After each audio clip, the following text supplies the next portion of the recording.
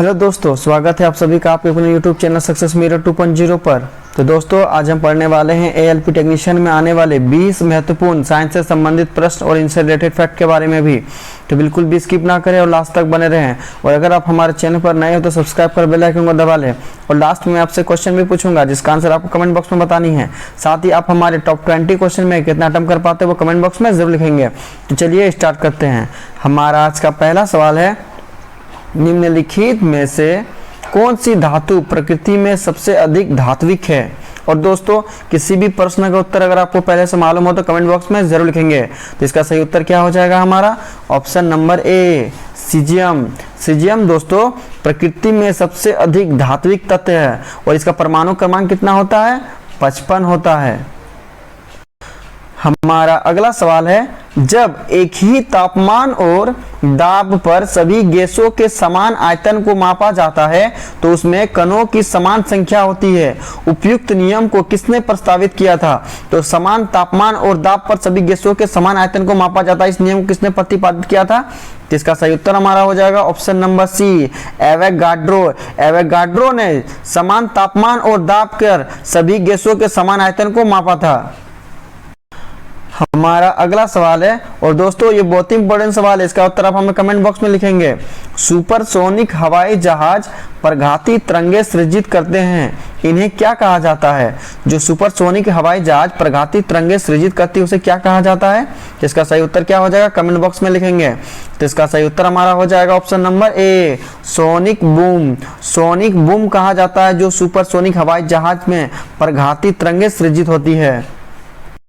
हमारा अगला सवाल है, तेज गति से चलने वाले रेल इंजन की सीटी जब स्टेशन को पार करती है तो आरोही अवरोही सुनाई देती है, इसे क्या कहते हैं?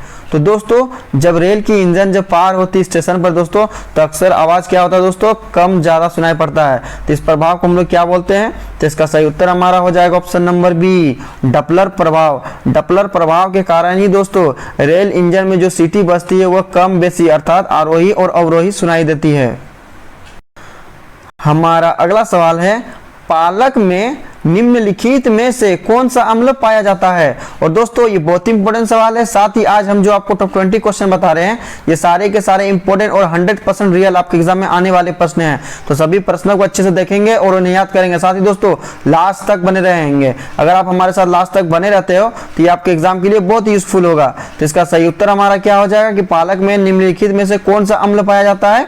तो इसका सही उत्तर हमारा हो जाएगा ऑप्शन नंबर डी, ऑक्जेलिक अम्ल। पालक में ऑक्जेलिक अम्ल पाया जाता है। हमारा अगला सवाल है, किसी विद्युत धारावाही चालक द्वारा उत्पन्न चुंबकीय क्षेत्र है कैसा? और दोस्तों ये प्रीवियस ईयर में पूछा गया था और ये बहुत इंपॉर्टेंट सवाल है। तो किसी विद्युत धारावाही चालक द्वारा उत्पन्न चुंबकीय क्षेत्र किस प्रकार होता है? इसका सही उत्तर हमारा हो जाएगा ऑप्शन नंबर सी, सकेंद्रित वृत्त के जैसा। मान लीजिए दोस्तों ये धारावाही चालक है और जब इसमें हम विद्युत धारा प्रवाहित करते हैं दोस्तों तो क्या होता है? ये इसके अंदर चुंबकीय क्षेत्र हमारा बनता है और ये किस प्रकार बनता है दोस्तों? एक दूसरे के परस्पर लंबवत बनता है एवं क्या होता है दोस्तों? ये एक दूसरे के सकेंद्रीय वृत्त के रूप में होते हैं। तो हमें ये भी याद रखना है कि जब किसी विद्युत धारावाही चालक द्वारा उत्पन्न चुंबकीय क्षेत्र होता है तो वो सकेंद्रीय वृत्त की तरह होता है, साथ ही वो एक दूसरे के लंबवत होते हैं। हमारा अगला सवाल है, किस ब्रिटिश वैज्ञानिक को 1947 में इलेक्ट्रॉन सूक्ष्मदर्शी की विभेदन क्षमता में सुधार हेतु होलोग्राफी के सिद्धांत को विकसित करने के लिए जाना जाता है? और दोस्तों ये बहुत ही इंपॉर्टेंट सवाल है। तो इसका सही उत्तर हमारा क्या हो जाएगा? Option number C, Dennis Gabor. Dennis Gabor को 1947 में इलेक्ट्रॉन सूक्ष्मदर्शी की विभेदन क्षमता में सुधार हेतु होलोग्राफी के सिद्धांत को विकसित करने के लिए जाना जाता है। हमारा अगला सवाल है, आनुवांशिक संशोधन द्वारा विकसित सुनहरा चावल जिसको हम लोग बोलते हैं गोल्डन राइस किसका समृद्ध स्रोत है? दोस्तों इसका सही उत्तर आप हमें कमेंट बॉक्स में बताएंगे। ये बहुत ही इंपॉर्टेंट सवाल है। तो आनुवांशिक संशोधन द्वारा विकसित सुनहरा चावल जिसे गोल्डन राइस कहा जाता है वो किस लिए समृद्ध है? तो इसका सही उत्तर हमारा हो जाएगा option number C, vitamin A. Golden चावल जिसे हम लोग बोलते हैं दोस्तों सुनहरा चावल वो किसके लिए समृद्ध स्रोत है? तो वो विटामिन ए के लिए समृद्ध स्रोत है। गोल्डन राइस में विटामिन ए का प्रमुख स्रोत पाया जाता है।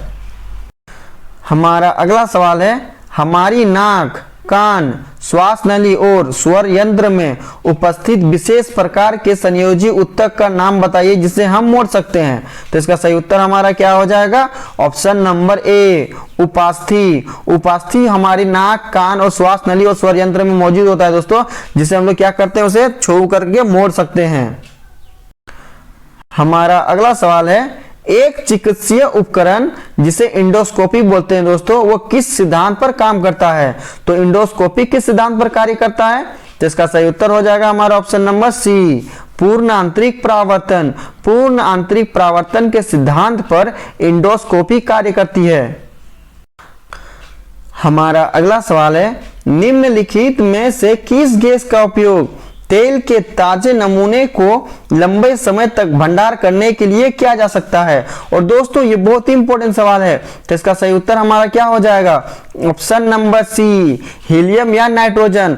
अक्सर दोस्तों हम लोग देखते हैं कि जो तेल एवं वसायुक्त खाद्य पदार्थ होती है, उन्हें सुरक्षित रखने के लिए उसमें क्या होता है दोस्तों, या तो हीलियम या तो नाइट्रोजन गैस भर करके उसे प्रतिऑक्सीकारक के रूप में बनाया जाता है, जिससे वो लंबे समय तक टिका रहे और वो ऑक्सीजन के संपर्क से बचा रहे हैं। अक्सर आप लोग देखते हैं कि जो आप चिप्स वगैरह खरीदते हैं तो वो फुला हुआ होता है, और जैसे उसे फाड़ते हैं दोस्तों, उसमें से एक गैस निकलती है जिसे हम लोग क्या बोलते हैं, या तो उसमें हीलियम होता है या तो नाइट्रोजन होता है। उसे भर करके क्या होता है, उसे सुरक्षित रखा जाता है। हमारा अगला सवाल है, संवहनी पादप जिनमें फल और फूल जैसे विशेष गुण होते हैं उन्हें क्या कहा जाता है? तो दोस्तों जिस पादप में फल और फूल जैसे विशेष गुण होते हैं उन्हें क्या कहा जाता है? तो इसका सही उत्तर हमारा क्या हो जाएगा? ऑप्शन नंबर ए, आवृत बीजी। आवृत बीजी में दोस्तों फल और फूल दोनों होते हैं, जबकि अनावृत बीजी में ना फल होते हैं दोस्तों ना फूल होते हैं। हमारा अगला सवाल है, क्या कहा जाता है जब 2 न्यूटन का बल 2 ग्राम वस्तु को 2 मीटर की दिशा में ले जाता है? और दोस्तों ये बहुत ही इंपॉर्टेंट सवाल है, और इसका उत्तर जानने से पहले दोस्तों हमें इसे सॉल्व करके समझना पड़ेगा। तो आप देख सकते हैं दोस्तों कि यहाँ पर हमारा बल का मान दिया हुआ है 2 न्यूटन, यानी F बराबर हमारा दिया गया है दोस्तों 2 न्यूटन दिया गया है, 2 ग्राम M मास हमारा कितना दिया गया, द्रव्यमान 2 ग्राम दिया गया है, और त्वरण का मान हमारा दोस्तों नहीं दिया हुआ है। तो F बराबर हमारा क्या होता है, M इंटू A होता है। F बराबर जहां पर हमारा 2F दिया हुआ है, मास हमारा 2 दिया है, A निकालना पड़ेगा। तो दोस्तों जैसे इसको काटेंगे तो हमारा A बराबर कितना आ जा रहा है दोस्तों, A1 आ जा रहा है। तो इसी प्रकार दोस्तों F बराबर हमारा सूत्र क्या हो जाता है दोस्तों, M इंटू A हो जाता है। तो M हमारा यहाँ 2 है और 1 हमारा 1 आया, एक्सेलरेशन जिसे हम लोग त्वरण बोलते हैं। तो 2 एकम 2, यानी पूरा F बराबर हमारा कितना होता है दोस्तों, 2 न्यूटन होता है। ये हमको यहाँ समझना था, इसलिए आपको बता रहे हैं। अब दोस्तों हमारा पूछा गया है कि 2 मीटर की दिशा में जब उसे ले जाता है तो उसको क्या कहते हैं? तो कार्य बराबर हमारा क्या होता है दोस्तों, कार्य बराबर हमारा होता है बल इंटू विस्थापन होती है। तो बल का मान हमारा कितना दिया हुआ है, 2 दिया हुआ है, जो द्रव्यमान और क्या होता है दोस्तों, त्वरण से मिल करके बना है। और विस्थापन हमारा कितना दिया है दोस्तों, 2 दिया है। तो 2 दूनी हमारा कितना हो जा रहा है दोस्तों, 4 हो जा रहा है। इसलिए इस प्रश्न का सही उत्तर हमारा क्या हो जाएगा, ऑप्शन नंबर बी हो जाएगा, कार्य। यानी जब 2 न्यूटन का बल 2 ग्राम वस्तु को 2 मीटर की दिशा में ले जाता है तो हमारा क्या होता है दोस्तों, वो एक कार्य होता है। हमारा अगला सवाल है, जब मैग्नीशियम ऑक्सीजन की उपस्थिति में जलता है तब ज्वाला का रंग कैसा होता है? तो दोस्तों जब मैग्नीशियम ऑक्सीजन की उपस्थिति में जलता है तब ज्वाला का रंग कैसा होता है? तो इसका सही उत्तर हमारा हो जाएगा ऑप्शन नंबर सी, सफेद। यानी जब मैग्नीशियम को ऑक्सीजन की उपस्थिति में जलाया जाता है तो ज्वाला का रंग हमारा सफेद होता है। हमारा अगला सवाल है, प्राथमिक जड़ के रूप में विकसित होने वाली जड़ प्रणाली को क्या कहा जाता है? तो इसका सही उत्तर हमारा क्या हो जाएगा, ऑप्शन नंबर सी, मूसलाजड़। प्राथमिक जड़ के रूप में विकसित होने वाली जड़ प्रणाली को मूसलाजड़ कहा जाता है। हमारा अगला सवाल है, जैव निम्नीकरणीय अपशिष्ट को आमतौर पर किसकी सहायता से उपयोगी पदार्थ में परिवर्तित किया जा सकता है? जिसका सही उत्तर हमारा क्या हो जाएगा, ऑप्शन नंबर ए, जीवाणु। जीवाणु के कारण जैव निम्नीकरणीय अपशिष्ट को आमतौर पर उपयोगी पदार्थ में परिवर्तित किया जा सकता है। हमारा अगला सवाल है, डॉक्टर ने एक व्यक्ति को अच्छी दृष्टि के लिए 2 डायोप्टर लेंस की सलाह दी, सेंटीमीटर में इसकी फोकस दूरी क्या है? तो दोस्तों ये बहुत ही इंपॉर्टेंट सवाल है। तो इसका सही उत्तर हमारा क्या हो जाएगा, देखिए इसका सही उत्तर बनाने से पहले दोस्तों हमें इसको बनाना पड़ेगा। तो लेंस की क्षमता का सूत्र क्या होता है दोस्तों, P बराबर 1/f। और दोस्तों जब भी फोकस को हमेशा किस में निकाला जाता है दोस्तों, मीटर में, जिसके कारण हमारा ये डायोप्टर का मान आता है। और जब मीटर को हम लोग दोस्तों कैसे कन्वर्ट करते हैं, 100 से डिवाइड करके, यानी p बराबर क्या हो जाएगा 1/f बटा हमारा हो जाएगा यहाँ पर 100 हो जाएगा। तो दोस्तों जब 3 स्टेप रहता है तो क्या होता है 100 हमारा ऊपर हो जाता है। यानी अब यहाँ पर देख सकते हैं कि हमारा क्षमता कितना दिया हुआ है 2 डायोप्टर, तो ये हमारे यहाँ पर 2 हो जाएगा। और ये क्या हुआ 3 स्टेप में 100 ऊपर हो जाएगा दोस्तों, और नीचे हमारा f होएगा। और जब इसको हम लोग काटते हैं तो दोस्तों ये कितना टाइम में करता है 50 टाइम में, यानी f बराबर हमारा कितना आ जा रहा है 50 सेंटीमीटर। इसलिए इस प्रश्न का सही उत्तर ऑप्शन नंबर सी हो जाएगा 50 सेंटीमीटर। हमारा अगला सवाल है, उस सुरक्षा उपकरण का नाम बताएं जो विद्युत उपकरणों को क्षतिग्रस्त होने से रोकता है व संभावित आग से बचाव करता है। तो इसका सही उत्तर हमारा क्या हो जाएगा option number B, fuse. Fuse दोस्तों वह सुरक्षा उपकरण है जो विद्युत उपकरणों को दोस्तों क्षतिग्रस्त होने से रोकता है और आग लगने से बचाता है। क्योंकि जब भी परिपथ में अत्यधिक धारा प्रवाहित होती है तो दोस्तों क्या होता है, फ्यूज हमारा गल के टूट जाता है और परिपथ तोड़ देता है, जिसके कारण उससे जुड़े सारे उपकरण हमारा सुरक्षित रहते हैं। हमारा अगला सवाल है, रदरफोर्ड के परमाणु मॉडल के संबंध में निम्नलिखित में से कौन सा कथन सही है। तो दोस्तों हमारा नीचे 2 कथन दिया गया है, जिसमें से पढ़ करके हमें बतानी है कि रदरफोर्ड द्वारा वो कौन सा कथन है जो सही है। तो चलिए पहला कथन को देखते हैं। हमारा पहला कथन है, परमाणु के आकार की तुलना में नाभिक का आकार बहुत बड़ा होता है। दोस्तों ये बिल्कुल ही गलत है। परमाणु के आकार की तुलना में नाभिक का आकार दोस्तों क्या होता है हमारा छोटा होता है, यानी पहला कथन हमारा गलत है। दूसरा कथन है हमारा, परमाणु में एक धन आवेशित केंद्र होता है जिसे नाभिक कहा जाता है। दोस्तों ये बिल्कुल ही सही है। परमाणु में एक धन आवेशित केंद्र होता है जिसे हम लोग क्या बोलते हैं, नाभिक कहते हैं। यानी इस प्रश्न का सही उत्तर हमारा क्या हो जाएगा ऑप्शन नंबर बी, केवल 2 सही है।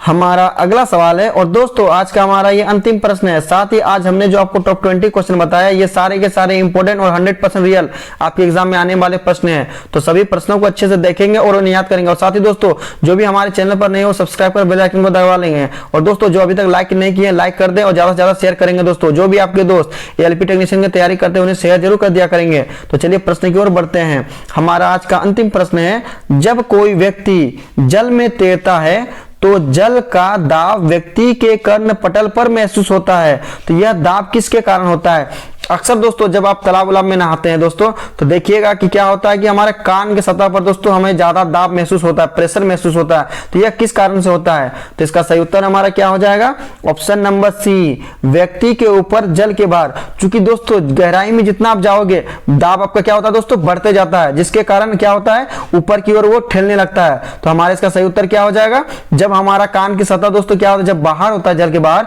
तो हमें प्रेशर हमारे कहां महसूस होता है, कान के सतह पर महसूस होता है, जिसके कारण हमारा इसका सही उत्तर ऑप्शन नंबर सी हो जाएगा। अब लास्ट वीडियो के क्वेश्चन का आंसर। लास्ट वीडियो मैंने आपसे क्वेश्चन पूछा था कि पेलाग्रा रोग किस विटामिन की कमी से होता है, और इसका उत्तर क्या था दोस्तों ऑप्शन नंबर बी, नियासिन। और लगभग सभी स्टूडेंट ने इसका सही जवाब दिया और मोस्टली स्टूडेंट के बारे में डिटेल्स में लिखा। तो मैं आपको फिर बोलूंगा कि क्वेश्चन के बारे में आपको जितना ज्यादा से ज्यादा पता हो उन्हें आप लिखा करो, क्योंकि जो चीजें आप लिख देते हो उन्हें आप कभी नहीं भूलते हो। अब आपके लिए आज का सवाल है, ऑक्टोपस में कितने हृदय होते हैं। 4 ऑप्शन दिया गया है, सही उत्तर आपको कमेंट बॉक्स में बतानी है। साथ ही आप हमारे टॉप 20 क्वेश्चन में कितना अटेम्प्ट कर पाए वो कमेंट बॉक्स में जरूर लिखेंगे। और दोस्तों लाइक और शेयर जरूर कर दिया करेंगे। जो भी आपके दोस्त एलपी टेक्नीशियन की तैयारी करते हैं उन्हें शेयर जरूर कर दिया करेंगे। तो चलिए मिलते हैं नेक्स्ट वीडियो में, तब तक के लिए बाय बाय, टेक केयर।